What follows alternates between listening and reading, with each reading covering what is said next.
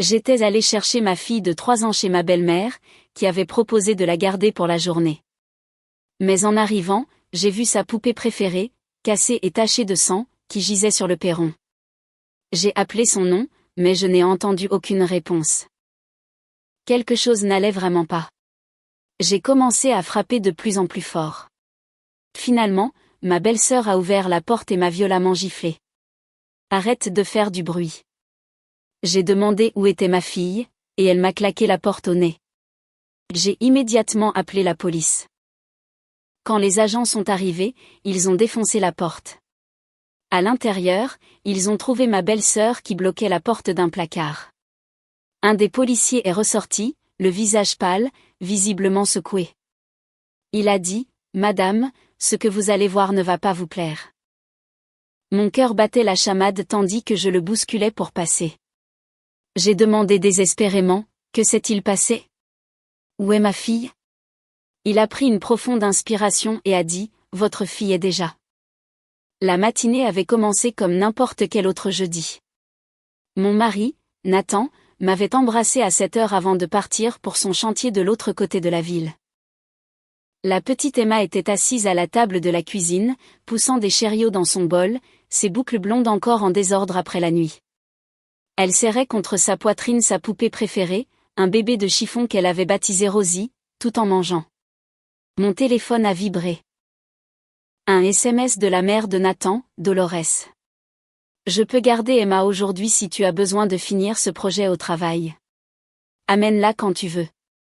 Un immense soulagement m'a envahi.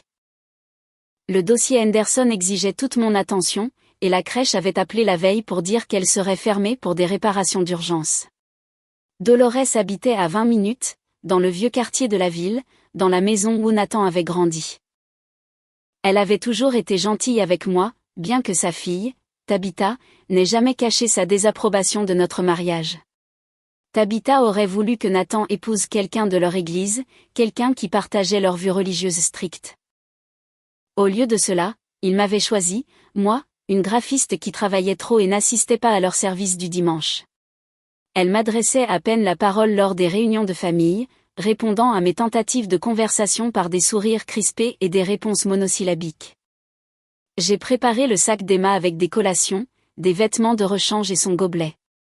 Elle babillait, disant qu'elle voulait voir le jardin de grand-mère et le gros chat orange du voisin. L'innocence de ma fille rendait tout simple et sûr. La circulation était lente au centre-ville. J'ai déposé Emma chez Dolores vers 8h30. La femme plus âgée nous a accueillis à la porte, vêtue d'un tablier à fleurs, de la farine sur les mains. Elle était en train de cuisiner, et une odeur de brioche à la cannelle emplissait l'entrée. « On va passer une journée merveilleuse », a promis Dolores en prenant la main d'Emma. Je pensais qu'on ferait des biscuits cet après-midi. Le visage d'Emma s'est illuminé. Elle adorait aider en cuisine, même si son aide signifiait généralement mettre de la farine partout et piquer des pépites de chocolat. J'ai embrassé le front de ma fille et je suis partie au bureau. Le travail a absorbé toute mon attention pendant des heures. La présentation Henderson a nécessité 3 révisions, chacune scrutée par mon patron perfectionniste. Quand j'ai enfin jeté un œil à mon téléphone, il était déjà 16h30. Un appel manqué de Dolores s'affichait sur mon écran, mais pas de message vocal. J'ai rappelé immédiatement. Le téléphone a sonné 8 fois avant de basculer sur son répondeur. Étrange. Dolores répondait toujours à son téléphone, surtout quand elle gardait Emma. Un malaise a commencé à me gagner. J'ai ensuite essayé d'appeler Nathan, mais son téléphone est tombé directement sur sa messagerie vocale. Il travaillait dans des zones où la réception était mauvaise, donc ce n'était pas inhabituel. Pourtant, quelque chose clochait. J'ai rassemblé mes affaires et dit à mon patron que je devais partir. Le trajet jusqu'à la maison de Dolores m'a semblé une éternité. Chaque feu rouge s'étirait à l'infini. Mes mains agrippaient le volant jusqu'à ce que mes jointures blanchissent. La maison semblait normale quand je me suis garée. La berline de Dolores était dans l'allée, à côté du SUV argenté de Tabitha. Mon estomac s'est noué. Tabitha rendait rarement visite à sa mère en semaine. Elle travaillait comme réceptionniste dans un cabinet dentaire de l'autre côté de la ville et ne finissait généralement pas avant 18 heures. J'ai remonté l'allée, mes talons claquant sur le béton. Quelque chose a attiré mon regard sur la marche supérieure. Mon souffle s'est coupé. Rosie gisait, froissée, près de la porte. Le corps en tissu de la poupée était déchiré. Du rembourrage sortait d'une entaille sur son flanc. Des taches rouges foncées couvraient sa robe et son visage. Du sang. Du sang frais. La terreur m'a saisi la poitrine. Je me suis jetée sur la porte et j'ai tourné la poignée. Verrouillée. J'ai martelé avec mes 2 poings. Emma. Ma voix est sortie stridente et désespérée. Emma, ma chérie, tu m'entends? Le silence a répondu. J'ai frappé plus fort, le son résonnant dans le quartier calme. Dolores, ouvrez la porte. Où est ma fille? Un rideau a tressailli à la fenêtre du salon. Quelqu'un était à l'intérieur et m'observait. Je sais que vous êtes là, ai-je hurlé, la peur se transformant en rage. Ouvrez cette porte tout de suite. Le pen a cliqué. La porte s'est ouverte vers l'intérieur. Tabitha se tenait dans l'embrasure, le visage tordu de fureur. Avant que je puisse parler, sa main a claqué sur ma joue. La gifle a résonné à mes oreilles, vive et cuisante. Arrête de faire du bruit, a-t-elle sifflé. Tu déranges tout le voisinage avec ton hystérie. J'ai touché ma joue brûlante, momentanément choquée, ce qui m'a réduite au silence. Où est Emma? Que s'est-il passé? Pourquoi y a-t-il du sang sur sa poupée? Les yeux de Tabitha étaient hagards, son regard vide. Ses cheveux étaient en bataille et des griffures marquaient ses avant-bras. Tu dois partir. Rentre chez toi et attends que Nathan t'appelle. Je n'irai nulle part sans ma fille. J'ai essayé de la bousculer, mais elle m'a barré le passage. Emma va bien. Elle se repose. Tu es toujours si dramatique. Sa voix avait une tonalité maniaque qui m'a glacé le sang. Alors, laisse-moi la voir. Non. Tabitha a reculé et a claqué la porte. Le verrou s'est engagé avec un clic décisif. Je suis resté figé pendant 3 secondes, mon esprit luttant pour comprendre ce qui venait de se passer. Puis l'instinct a pris le dessus. J'ai sorti mon téléphone de mon sac et j'ai composé le 911. Ma fille est dans cette maison et il ne me laisse pas la voir, ai-je dit à l'opératrice, mes mots se bousculant. Sa poupée est couverte de sang sur le perron. Quelque chose ne va pas. Quelque chose ne va vraiment pas. S'il vous plaît, envoyez quelqu'un immédiatement. L'opératrice m'a gardé en ligne, posant des questions auxquelles je pouvais à peine répondre. Quelle était l'adresse? Quel âge avait ma fille? Qui était à l'intérieur? Quelqu'un m'avait-il menacé? J'ai donné les informations tout en faisant les 100 pas dans le jardin, sans jamais quitter la porte des yeux. Les minutes m'ont semblé des heures. Finalement, 2 voitures de police se sont arrêtées au bord du trottoir, gyrophares allumés mais sirènes éteintes. 2 officiers se sont approchés. Une grande femme noire et un homme hispanique trapu. J'ai tout expliqué dans un flot confus. L'arrangement pour la garde, la poupée ensanglantée, le comportement bizarre de Tabitha, la porte verrouillée. L'officière a frappé fermement. Police, ouvrez la porte, s'il vous plaît. Aucune réponse.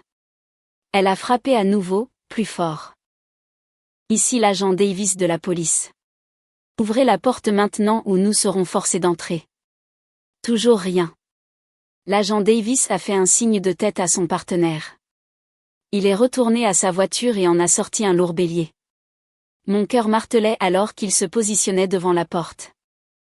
Dernier avertissement, a crié l'agent Davis. Ouvrez maintenant. Silence. Le bélier a percuté la porte 1 fois, 2 fois. Au 3e coup, le cadre s'est fendu. La porte s'est ouverte vers l'intérieur avec un fracas. Les 2 officiers sont entrés, la main sur leur arme. J'ai essayé de les suivre, mais l'agent Davis a levé une main. Restez ici, madame. Laissez-nous d'abord sécuriser les lieux. Je pouvais entendre des voix élevées à l'intérieur. Tabitha criait quelque chose d'incompréhensible. Mon corps entier tremblait pendant que j'attendais, chaque seconde une agonie de ne pas savoir. Le partenaire de l'agent Davis est sorti de la maison, le visage pâle sous son teint hâlé. Ses mains tremblaient légèrement alors qu'il sortait sa radio. On a besoin de renforts, a-t-il dit dans l'appareil. Et des services de protection de l'enfance. Peut-être une ambulance. Que s'est-il passé? J'ai avancé. Où est Emma? Est-elle blessée? Il a levé les deux mains. Madame, vous devez rester calme. Ne me dites pas de rester calme. C'est ma fille qui est là-dedans. Ma voix s'est transformée en un cri. L'agent Davis est apparu dans l'embrasure de la porte. Son expression était soigneusement neutre, le genre de masque impassible qui signifiait qu'elle avait vu quelque chose de terrible. Madame Morrison, j'ai besoin que vous preniez une grande respiration et que vous m'écoutiez attentivement. Où est ma fille? Chaque mot sortait comme un sanglot. Votre fille est dans la maison. Elle est vivante, mais... Je n'ai pas attendu qu'elle finisse. J'ai bousculé les deux officiers et j'ai couru à l'intérieur. Le salon semblait normal. Des meubles fleuris, des photos de famille sur les murs, un jeu télévisé jouant doucement à la télévision. Dolores était assise sur le canapé, se balançant d'avant en arrière, les bras enroulés autour d'elle-même. Elle n'a pas levé les yeux quand je suis passée. Tabitha se tenait dans le couloir, retenue par le partenaire de l'agent Davis. Son visage était strié de larmes et d'autres choses. De la peinture? Non, du sang. Elle n'arrêtait pas de pleurer, a dit Tabitha à personne en particulier. Les pleurs n'en finissaient plus. Je lui ai dit de se taire. Les gentilles filles sont censées être sages. De la glace a envahi mes veines. J'ai suivi la direction du regard vide de Tabitha vers une porte fermée au bout du couloir. Un placard. J'ai couru. L'agent Davis a crié mon nom, mais je tournais déjà la poignée, j'ouvrais déjà la porte. Emma était assise sur le sol du placard sombre, entourée de manteaux d'hiver et de vieilles chaussures. Son visage était strié de larmes et de saleté. Un hématome fonçait sur sa pommette gauche. Ses bras étaient couverts de ce qui ressemblait à du marqueur. Non, pas du marqueur. Des mots écrits au stylo à billes, appuyés assez fort pour laisser des marques rouges sur sa peau tendre. Méchante fille était écrit le long de son avant-bras droit. Enfant du diable sur le gauche. Péché et impie couvraient ses mains. Mais elle respirait, bougeait, elle était vivante. Maman. Sa voix était minuscule, brisée. Je me suis effondrée à genoux et je l'ai prise dans mes bras. Elle s'est agrippée à moi, son petit corps secoué de sanglots. Je l'ai rapidement examinée pour d'autres blessures que l'ecchymose et les marques de stylo. Ses vêtements étaient humides. Elle avait fait sur elle, probablement des heures auparavant. Mais elle était entière, elle respirait, elle était en sécurité maintenant. L'agent Davis s'est agenouillé à côté de nous. Nous devons la faire examiner à l'hôpital. Une ambulance est en route. Je ne pouvais pas former de mots. Tout ce que je pouvais faire, c'était tenir Emma et la bercer comme je le faisais quand elle était nouveau-née, lui promettant silencieusement que plus rien ne lui ferait de mal. Les heures suivantes se sont confondues en un cauchemar de murs blancs et de lumière fluorescente. Les médecins ont examiné Emma pendant que je restais à proximité, refusant de la quitter des yeux. Ils ont documenté chaque marque, chaque ecchymose, chaque blessure. Les marques de stylo s'estomperaient, m'ont-ils assuré. L'hématome était superficiel. Pas d'os cassé, pas de blessures internes. Mais les dommages psychologiques. Cela prendrait du temps à évaluer. Nathan est arrivé à l'hôpital vers minuit, ses vêtements de travail encore poussiéreux du chantier. Il avait été injoignable toute la journée, travaillant dans un sous-sol sans réseau. Son visage s'est décomposé quand il a vu Emma dormir dans le lit d'hôpital, le pouce dans sa petite main, l'ecchymose sombre sur sa peau pâle. Que s'est-il passé, a-t-il murmuré. Je lui ai tout raconté. À chaque phrase, son expression devenait plus dure, plus distante. C'était Nathan, mais aussi quelqu'un que je n'avais jamais vu auparavant, un homme capable de violence. Où sont-elles maintenant? Sa voix était plate. Au poste de police. Toutes les deux. Il s'est approché du lit d'Emma et a doucement touché ses cheveux. J'aurais dû savoir. L'état de Tabitha s'aggrave depuis des années. Maman n'arrêtait pas de trouver des excuses, disant qu'elle était juste stressée par le travail, par son divorce. J'aurais dû protéger Emma d'elle. Nous aurions dû, tous les deux, ai-je dit doucement. L'enquête s'est déroulée au cours de la semaine suivante. Tabitha avait des antécédents de problèmes de santé mentale que Dolores avait cachés à la famille. Elle avait été hospitalisée 2 fois dans la vingtaine pour des épisodes psychotiques déclenchés par des délires religieux. Après son divorce il y a 3 ans, elle avait arrêté de prendre ses médicaments, convaincue que la prière seule la guérirait. Quand Emma avait commencé à pleurer cet après-midi-là, une crise de colère normale pour une enfant de 3 ans qui n'obtenait pas un deuxième biscuit, quelque chose en Tabitha avait cédé. Elle avait attrapé Emma et l'avait enfermée dans le placard, déclarant que le diable était dans l'enfant et devait être chassé. Elle avait écrit des références bibliques sur les bras d'Emma avec un stylo, appuyant si fort qu'elle avait fait saigner la peau par endroits. Dolores avait essayé d'intervenir. Le sang sur Rosie provenait des griffures de Tabitha sur le visage de sa mère lorsque Dolores avait tenté d'ouvrir la porte du placard. Dans la lutte, la poupée avait été déchirée et tachée. Dolores s'était alors enfermée dans la salle de bain, trop effrayée et confuse pour appeler à l'aide. Tabitha a été accusée de maltraitance d'enfants, de séquestration et de voies de fait. L'accusation a requis la peine maximale. Son avocat commis d'office a tenté de plaider la responsabilité atténuée en raison de sa maladie mentale, mais les preuves étaient accablantes. Le procès a eu lieu 4 mois plus tard. J'ai témoigné sur la découverte de la poupée ensanglantée, sur la gifle de Tabitha et son refus de me laisser voir ma fille, sur l'horreur d'ouvrir cette porte de placard. Nathan a témoigné sur la maladie mentale non traitée de sa sœur et le comportement de sa mère qui avait tout permis. Emma, heureusement, était trop jeune pour témoigner. Une psychologue pour enfants l'a interviewée en vidéo, et cet enregistrement a été montré au jury. Même le personnel endurci du tribunal a pleuré en regardant ma fille expliquer comment, tante Tabi a dit que des vilains mots vivaient dans ma peau, et que, la pièce sombre faisait peur et je ne pouvais pas trouver maman. Le jury a délibéré moins de 3 heures. Coupable sur tous les chefs d'accusation. Le juge a condamné Tabitha à 8 ans de prison. Dolores sanglotait dans la galerie, mais Nathan était assis à côté de moi, le visage de pierre, me serrant la main si fort que mes doigts s'engourdissaient. Après la sentence, Nathan et moi avons convenu que nous en avions fini avec sa famille. Dolores a appelé à plusieurs reprises, suppliant de voir Emma, jurant qu'elle n'avait aucune idée de la gravité de la maladie de Tabitha.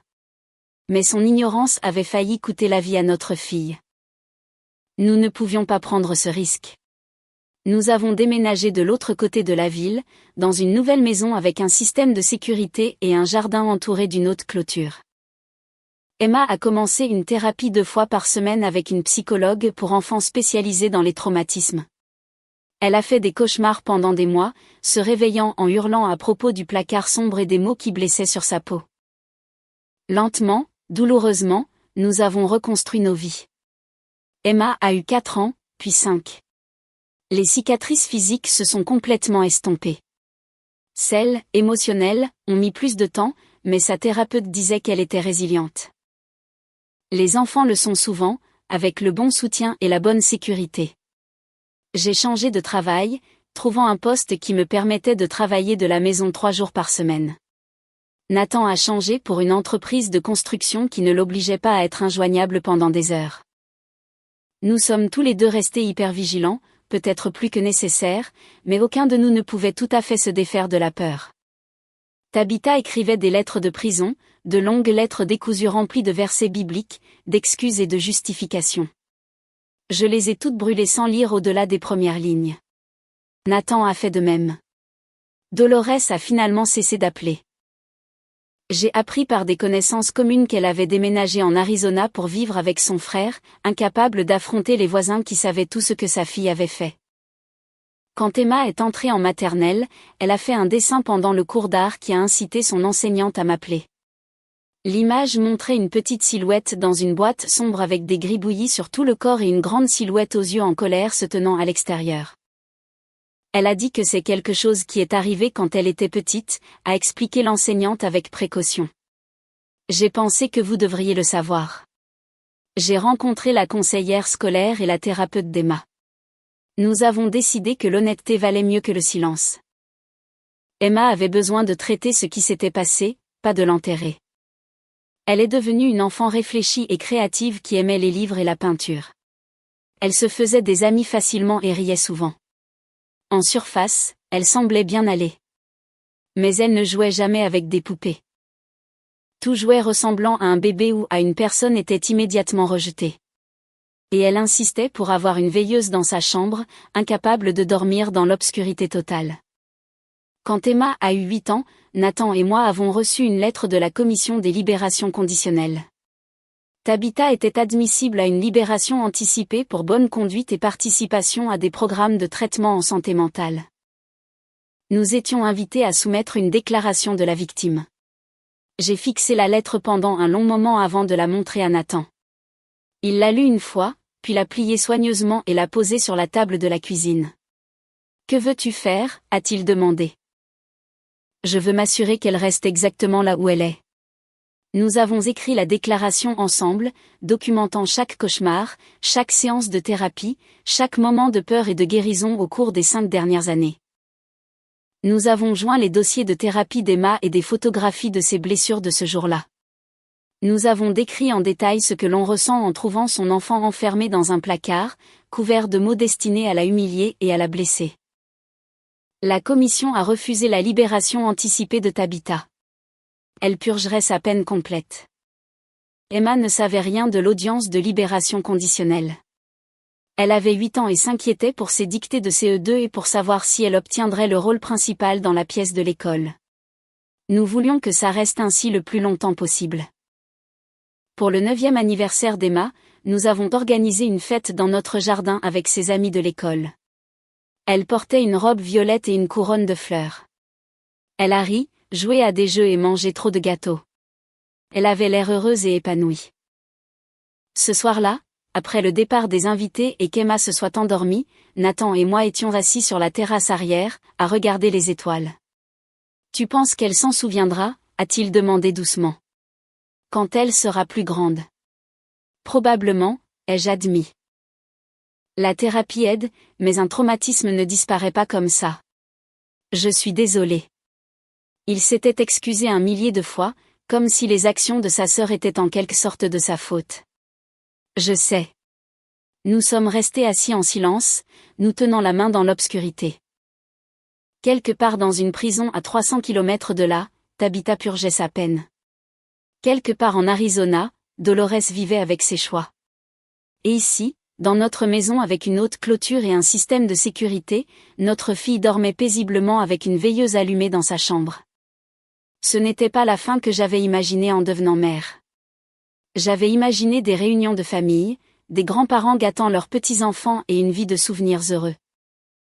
Au lieu de cela, j'avais appris que l'amour signifie parfois tracer des limites fermes, que le pardon n'est pas toujours possible ni même sain, que protéger son enfant signifie être prêt à exclure quiconque menace sa sécurité, même la famille.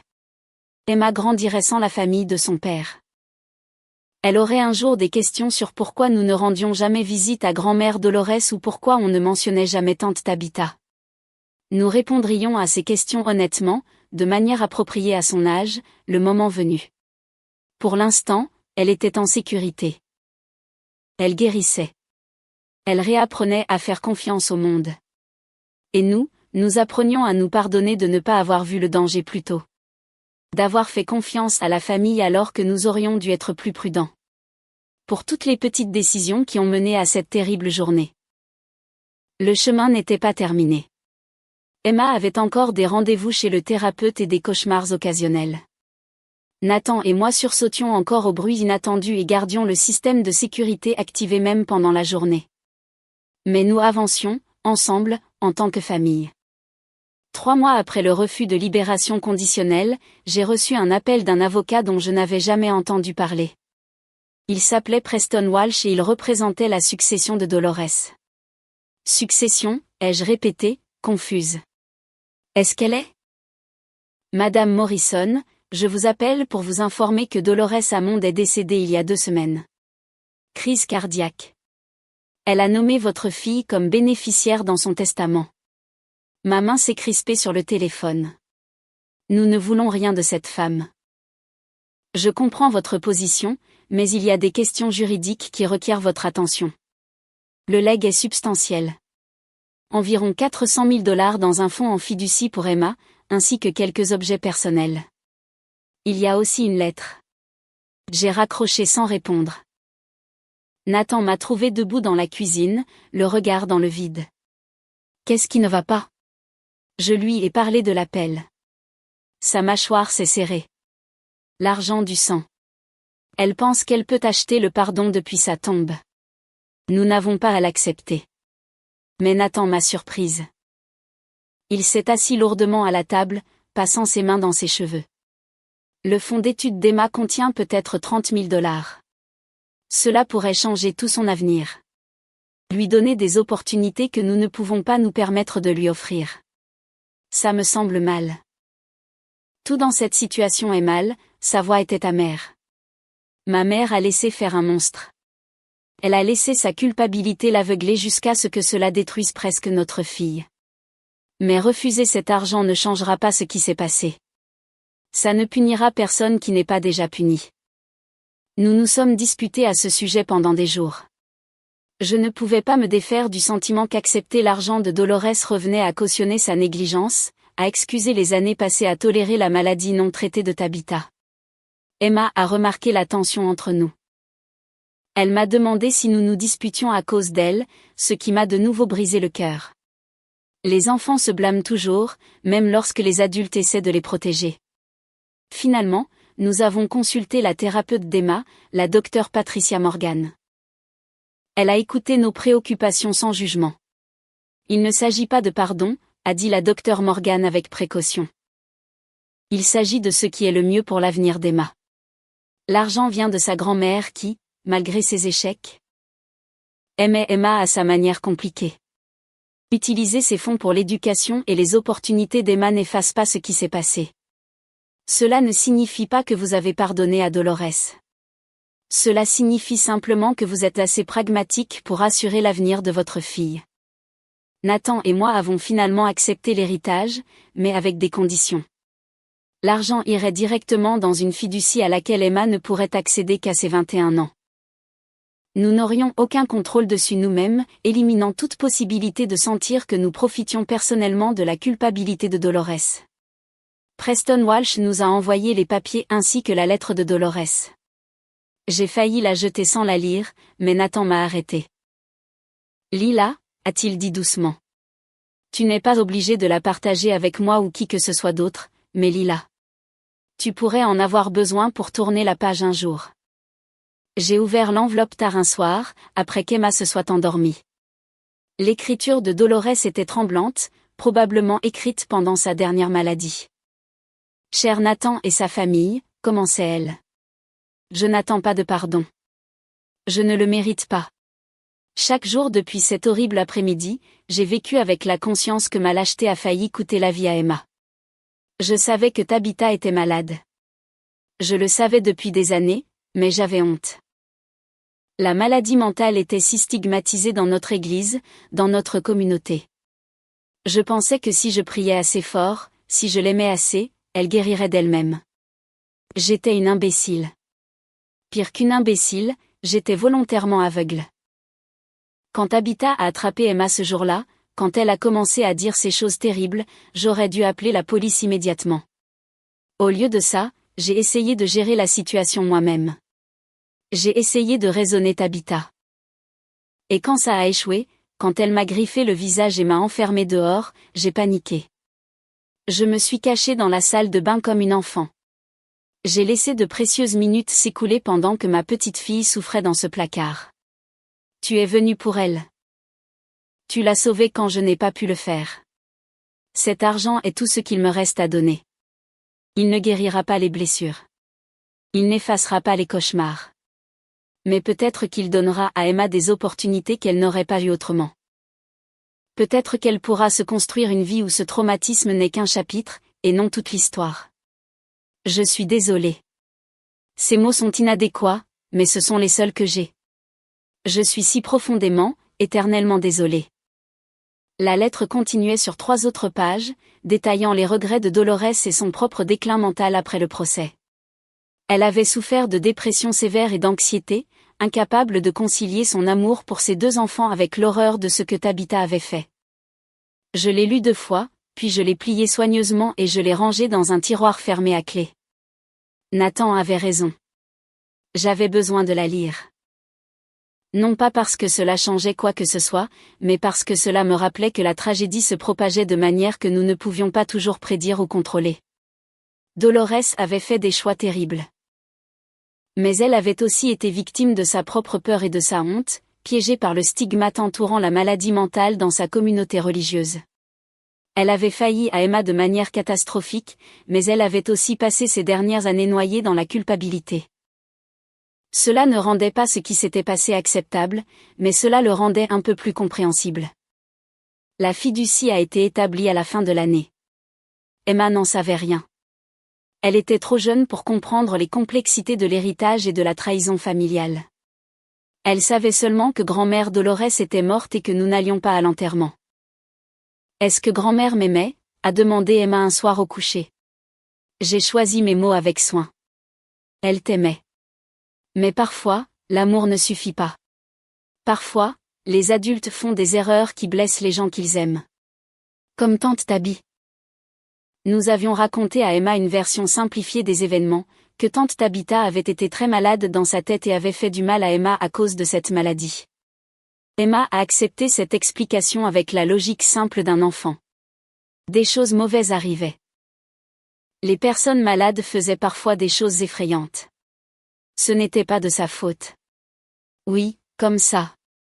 Est-ce que je reverrai tante Tabby? Non, ma chérie. Elle va rester là où les docteurs peuvent l'aider pendant très longtemps. Emma a semblé satisfaite de cette réponse. Elle s'est blottie plus profondément sous ses couvertures, sa veilleuse projetant des ombres amicales sur les murs. Les mois ont passé. La vie s'est installée dans une nouvelle normalité. Les cauchemars d'Emma sont passés de plusieurs fois par semaine à peut-être une fois par mois. Elle s'est fait des amis à l'école, en particulier une fille nommée Megan, qui habitait 3 maisons plus loin. Les 2 étaient inséparables, faisant du vélo et construisant des jeux élaborés impliquant des dragons et des chevaliers. Nathan s'est jeté dans le travail, acceptant des projets supplémentaires et des heures plus longues. Je reconnaissais sa façon de faire face, rester occupé signifiait moins de temps pour ruminer les « et si » et les « j'aurais dû ». Je m'inquiétais pour lui, pour la colère qu'il portait encore comme une pierre dans sa poitrine. Nous avons essayé la thérapie de couple pendant quelques mois.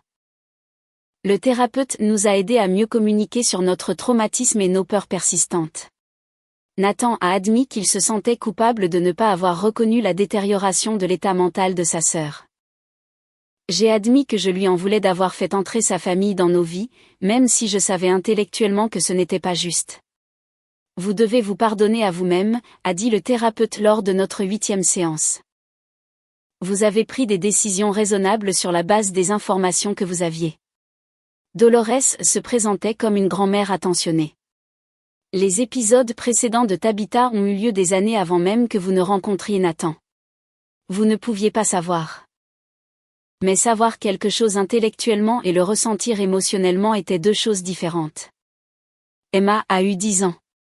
2 chiffres, a-t-elle annoncé fièrement, tournoyant dans sa robe d'anniversaire. Elle avait invité 15 amis à une fête dans un parc de trampoline local. Nathan et moi la regardions sauter et rire avec ses amis. Et pendant un instant, tout semblait normal. Presque normal. Elle va s'en sortir, a dit Nathan, plus à lui-même qu'à moi. Regarde-la. Elle s'épanouit. Il avait raison. Emma s'épanouissait. Elle a rejoint la chorale de l'école et s'est découvert un talent pour le chant. Ses notes étaient excellentes. Ses amitiés étaient saines. La plupart des nuits, elle dormait paisiblement. Le traumatisme ne l'avait pas détruite. Il était devenu une partie de son histoire, mais pas la partie déterminante. Une semaine après le 10e anniversaire d'Emma, j'ai reçu un autre appel inattendu. Celui-ci venait de l'administration pénitentiaire. Tabitha avait été hospitalisée après une tentative de suicide. Mon premier instinct a été le soulagement qu'elle ait échoué. Mon deuxième instinct a été la honte de ressentir ce soulagement. Nous sommes tenus d'informer les familles des victimes, a expliqué l'agent pénitentiaire. Elle est dans un état stable et sous observation psychiatrique. Cela n'affectera pas sa date de libération. Je l'ai remercié pour l'information et j'ai raccroché. Je n'en ai pas parlé à Nathan. Il avait assez à porter sans ajouter les luttes continues de Tabitha à son fardeau. Mais l'appel me hantait. Malgré tout, Tabitha était la sœur de Nathan. C'était un être humain souffrant d'une maladie qu'elle n'avait pas demandée. La version d'elle qui a blessé Emma était motivée par la psychose et le délire religieux, pas par une malveillance calculée. Cela n'excusait pas ce qu'elle avait fait, mais cela compliquait ma haine, la rendant plus difficile à maintenir dans les lignes claires de victime et de méchante. Je me suis surprise à faire des recherches sur les maladies mentales graves tard le soir quand je ne pouvais pas dormir. J'ai lu sur les bouffées délirantes, sur la façon dont les délires religieux se manifestaient souvent chez les personnes atteintes de certaines conditions psychiatriques, sur l'échec du système de santé mentale à traiter et à soutenir adéquatement des personnes comme Tabitha. Plus j'en apprenais, plus ma colère contre Dolores grandissait. Pas pour ce qui s'était passé ce jour-là, mais pour tous les jours d'avant. Toutes les fois où elle avait couvert Tabitha, trouvé des excuses, caché la maladie de sa fille à la famille par honte et par peur du jugement. Si Tabitha avait reçu un traitement approprié, si elle avait pris les bons médicaments, s'il y avait eu des systèmes en place pour surveiller son observance, Emma n'aurait peut-être jamais été blessée. Mais il ne servait à rien de se noyer dans ces « et si ». Il ne menait nulle part, sinon plus profondément dans la colère et le regret. Emma est rentrée de l'école un après-midi avec un bulletin d'autorisation pour une sortie scolaire au musée des sciences locales. Nathan et moi nous étions tous les deux portés volontaires pour accompagner, aucun de nous n'étant à l'aise avec l'idée qu'Emma soit dans des environnements inconnus sans l'un de nous. « Je peux y aller toute seule », a protesté Emma. « Je ne suis plus un bébé. » Elle avait raison. À 10 ans, elle était de plus en plus indépendante, repoussant nos instincts protecteurs.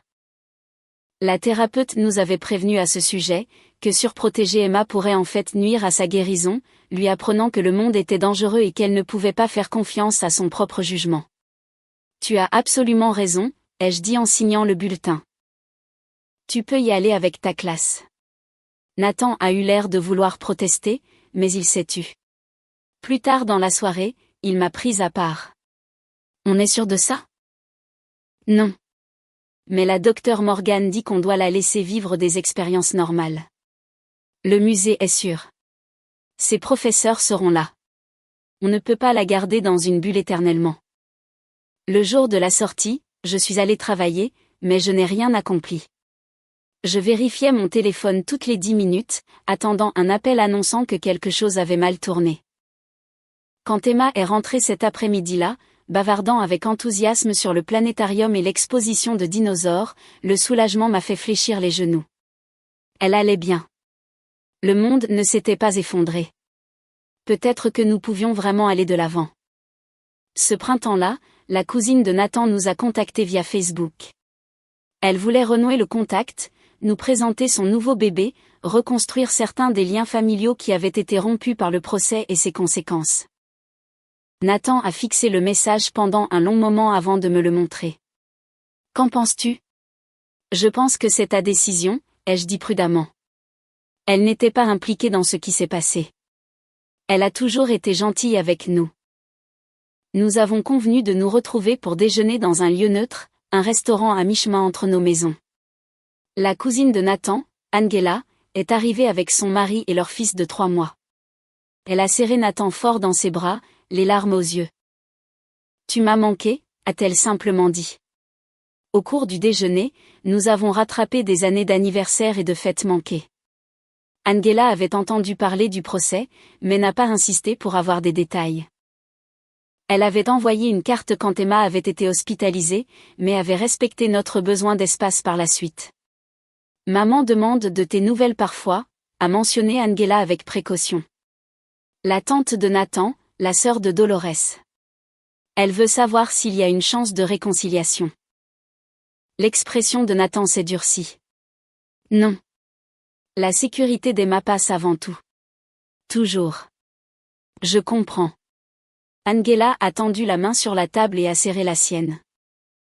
Je voulais juste que tu saches que l'invitation est ouverte si jamais tu changes d'avis. Mais sans pression, sans jugement si tu ne le fais pas. C'était le début d'une reconstruction lente et prudente des liens avec les branches de la famille de Nathan qui n'avaient pas été souillées par les actions de Tabitha ou la complaisance de Dolores. Angela est devenue une présence régulière dans nos vies. Son fils et Emma ont développé une douce relation, Emma traitant le bébé avec une douceur qui me serrait le cœur. Elle aurait été une merveilleuse grande sœur. Nous avions parlé d'avoir d'autres enfants avant que tout n'arrive. Après, l'idée semblait impossible. Comment pourrions-nous amener une autre vie vulnérable dans un monde qui s'était avéré si dangereux? Mais voir Emma avec le bébé d'Angela m'a fait reconsidérer la question. Non pas parce que nous avions besoin de remplacer ce qui avait été perdu ou de prouver que nous avions tourné la page, mais parce qu'Emma méritait la chance d'être une grande sœur si elle le voulait. Parce que notre famille méritait la chance de grandir au-delà de la tragédie. J'en ai parlé timidement un soir après qu'Emma se soit endormie. La réaction immédiate de Nathan a été la peur.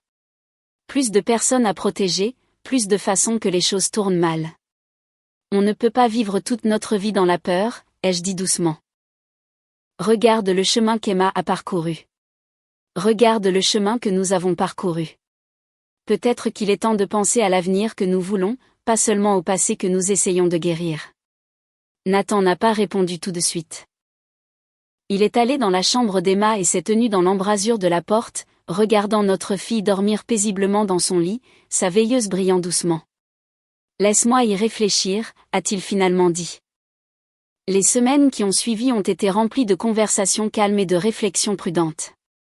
Nous avons discuté de la logistique, de nos finances, de nos horaires de travail, si notre maison avait assez d'espace.